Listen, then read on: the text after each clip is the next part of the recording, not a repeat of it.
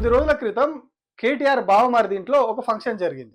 దాని మీద పోలీసులు రైడ్ చేసిర్రు. రైడ్ చేసి అందులో ఉన్న ఆ రోజంతా ఇగ హంగామా నడిచింది మీడియాలో. మేజర్‌గా ఒక సెక్షన్ ఆఫ్ మీడియాలో అయితే కంప్లీట్‌గా కేటీఆర్ ఇంట్లో డ్రగ్స్ పార్టీ, కేటీఆర్ బావమరిది ఇంట్లో డ్రగ్స్ పార్టీ, కేటీఆర్ ఇంట్లో కూడా డ్రగ్స్ ఉన్నాయి. కేటీఆర్ భార్య ఆ పార్టీలో ఉన్న డ్రగ్స్ పార్టీలో అని చెప్పి ఇగ వాళ్ళకి ఎవరికి నచ్చినట్టు వాళ్ళు వార్తలేసారు. కానీ మధ్యాహ్నానికల్లా ఎక్సైజ్ అధికారులు అవన్నీ టెస్టులు చేసి వాళ్ళందరి శాంపిల్స్ తీసుకొని ఫైనల్‌గా తేల్చింది ఏంది అంటే, అందులో ఎక్కడ గూడా ఎవరు గూడా డ్రగ్స్ వాడలేదు. అక్కడ డ్రగ్స్ శాంపిల్స్ గూడా ఏం దొరకలేదు. కానీ కేవలం ఒక వ్యక్తి, ఆ పార్టీకి హాజరైనటువంటి ఒక వ్యక్తి మాత్రమే ఆయనకు డ్రగ్స్ పాజిటివ్ వచ్చింది. ఆయన గూడా ఒప్పుకున్నారు. నేను కొద్ది రోజుల క్రితం విదేశాలకెళ్ళినా, అక్కడ తీసుకున్నా. దాని ద్వారా నాకు పాజిటివ్ వచ్చినట్టుంది అని చెప్పి గూడా ఆ వ్యక్తి ఒప్పుకున్నారని చెప్పి కూడా అదే రోజు ఎక్సైజ్ అధికారులు చెప్పిర్రు. అయినా గూడా ఆ రోజు మీడియాలో ట్రయల్ ఆగలేదు. స్వయంగా ముఖ్యమంత్రి రేవంత్ రెడ్డి ఇప్పటికి కూడా అదే మాట మాట్లాడుతా ఉంటారు.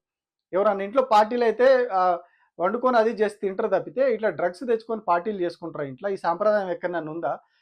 వాళ్ళ ఫ్యామిలీ అసుంటిది. వాళ్ళట్లా డ్రగ్స్ పార్టీలు చేసుకుంటారు వాళ్ళు.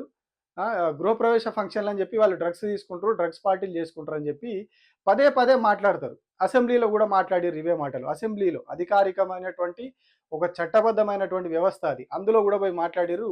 బయట ప్రెస్ మీట్‌లలో, బహిరంగ సభల్లో పదే పదే ఈ విషయం మాట్లాడిర్రు.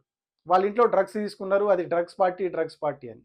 కానీ ఎక్కడ కూడా ఇప్పటివరకు ఎక్సైజ్ అధికారులు అఫీషియల్‌గా ఏ ఒక్క రోజు కూడా దానికి సంబంధించినటువంటి అది డ్రగ్స్ పార్టీ అని ఎక్కడ కూడా వాళ్ళు చెప్పలేదు. కేవలం ఒక వ్యక్తికి మాత్రమే పాజిటివ్ వచ్చింది. ఆ వ్యక్తి బయటి వ్యక్తి అని చెప్పి వాళ్ళు క్లియర్‌గా చెప్పిర్రు. అయినా కూడా రేవంత్ రెడ్డి పదే పదే అది డ్రగ్స్ పార్టీ అని మాట్లాడుతా ఉన్నారు.